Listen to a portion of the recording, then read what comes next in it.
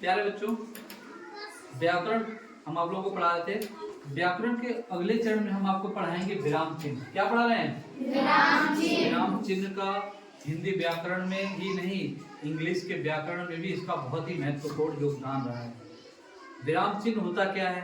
विराम मतलब होता है रुकना। विराम मतलब क्या होता है? रुकना। यानी जो रुकने के लिए प्रदर्शित हो या ठहराव के लिए प्रदर्शित हो, उसे हम क्या कहते हैं? विराम चिन्ह। ठीक है, तो विराम चिन्ह के बारे में हमने इसमें लिखा है। हमने आपसे बताया विराम का, बोलिए मेरे साथ, विराम का अर्थ होता है कि ठहराव लेना या रुकना। बात समझ गए? विराम से मतलब ही समझ में आ जा रहा है। विराम मतलब रुकना। क्या? ठहरना, है ना? ठीक है, बात समझ गए? तो हमारे हिंदी के जो एक बहुत ही विद्वान थे, जिनका नाम है कामता गुरुजी, उन्होंने विराम चिन्हों की जो संख्या थी ना, वो 20 मानी है। कितनी मानी है? 20। उनके अनुसार, यानी कि कामता गुरुजी के अनुसार जो विराम चिन्ह होते हैं उनकी कुल संख्या होती है 20, जिसमें से इन्होंने इस सारे के सारे कहां से लिए गए हैं? इंग्लिश से, अंग्रेजी से लिए गए हैं। केवल पूर्ण विराम जो होता है हमारा, पूर्ण विराम, ये पूर्ण विराम कौन सा चिन्ह है? पूर्ण विराम। इस चिन्ह को छोड़कर बाकी सभी कहां से लिया गया है? अंग्रेजी वर्णमाला से, अंग्रेजी से लिया गया, अंग्रेजी के व्याकरण से लिया गया। बात समझ में आ गई इतनी चीज? सबको समझ में आ गया? कोई कंफ्यूजन नहीं? बहुत अच्छा। विराम चिन्ह बताया था कि कामता गुरु जी ने बताया था कि विराम चिन्हों की संख्या कितनी होती है? कुल 20। और आपको पता होगा कि विराम चिन्ह कहाँ पे लगता है ना? तो अब विराम चिन्ह के चिन्हों के बात हो रही है, तो विराम चिन्ह के प्रकार की बात होती है। तो सबसे पहला विराम चिन्ह आता है पूर्ण विराम। कौन सा आता है? पूर्ण विराम। पूर्ण विराम से ही लग रहा है कि पूरा पूरा रुक जाना। पूर्ण विराम मतलब क्या? पूरा पूरा रुक जाना। यानी कि ऐसा लगता है कि वाक्य क्या हो गया? हमारा पूरा हो गया है। क्या हो गया है? वाक्य हमारा क्या हो गया बच्चों? पूरा हो गया है। तो चलिए पूर्ण विराम के बारे में पढ़ते हैं। अच्छा, पूर्ण विराम, जो पूर्ण विराम होता है ना, ये दो जगहों पे नहीं लगता है। कहाँ पे नहीं लगता है? जो विस्मयादिबोधक चिन्ह होते हैं, वाक्य होते हैं, उनके आगे, और जो प्रश्न सूचक वाक्य होते हैं, शब्द होते हैं, उनके आगे इसका प्रयोग हम लोग पूर्ण विराम का नहीं करते हैं। वहां पे विस्मयादिबोधक का चिन्ह जो होता है उसको लगाते हैं, और जो क्वेश्चन मार्क यानी प्रश्न सूचक वाक्य का जो चिन्ह होता है उसको हम क्या करते हैं? उसमें लगाते हैं। बात समझ गया? तो शुरू करते हैं। तो किसी वाक्य के अंत में पूर्ण विराम चिन्ह लगाने का अर्थ होता है कि वाक्य खत्म हो गया है। बात समझ गया ना? बताया ना कि पूर्ण विराम वहां लगाएंगे जहाँ पे ये पता चलता है कि वाक्य क्या हो गया, इसके बाद खत्म हो गया पूरी तरीके से। देखिए इसका प्रयोग कहाँ पे होता है? पूर्ण विराम का प्रयोग प्रश्न सूचक और विस्मयादि सूचक वाक्यों को छोड़कर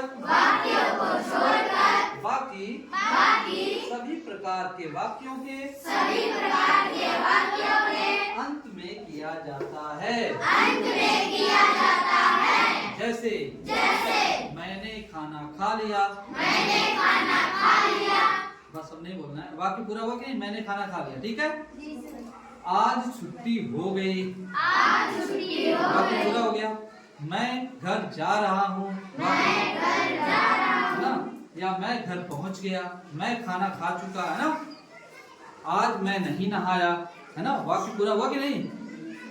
मैं ऐसे ही क्या करूंगा? बस आऊंगा। क्या करूंगा? कौन सा विराम बोलते हैं? सॉरी, अर्ध विराम। कौन सा विराम? अर्ध विराम, यानी थोड़ी देर के लिए रुकना। तो परिभाषा इसकी है, जब किसी वाक्य को कहते हुए बीच में हल्का सा विराम लेना हो और वाक्य खत्म ना किया जाए, तो वहां पर अर्ध विराम का चिन्ह लगाते हैं या उसका प्रयोग किया जाता है। जैसे श्याम एक अच्छा लड़का है। श्याम एक अच्छा लड़का है। थोड़ी देर के रुके रुके कि नहीं रुके? किंतु उसकी संगत अच्छी नहीं है। उसकी संगत अच्छी नहीं है। मैं बाजार जा रहा था। तब तक बिल्ली रास्ता काट गई। थोड़ी देर के लिए रुका ना, तो जहाँ थोड़ी देर के लिए रुकते हैं वहाँ पे हम कौन सा प्रयोग करते हैं? अर्धविराम। किस विराम का चिन्ह का प्रयोग करते हैं? अर्धविराम का। अर्ध मतलब होता है आधा और विराम मतलब होता है रुकना, है ना, ठहराव। तो अर्धविराम समझ में आ गया बच्चों सबको? Very good. चलिए, हम कल आप लोगों को विराम चिन्हों के बारे में बता रहे थे, है ना। विराम चिन्हों में हमने कल आपको बताया कि पूर्ण विराम, कौन सा चिन्ह बताए थे? पूर्ण विराम। फिर उसके बाद हमने आपको बताया अर्धविराम का चिन्ह कहाँ पे लगता है, कैसे लगता है, उदाहरण से। फिर तीसरा बताया हमने आपको अल्प विराम। क्या बताया?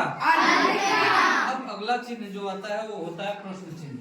क्या कहते हैं इसे? प्रश्न चिन्ह। जिस वाक्य के अंत में प्रश्न पूछने का बोध हो, किसका बोध हो? प्रश्न पूछने का बोध हो या अनुभूति हो, वहाँ पे प्रश्न सूचक शब्द का चिन्ह लगाया जाता है। कौन सा चिन्ह लगाया जाता है?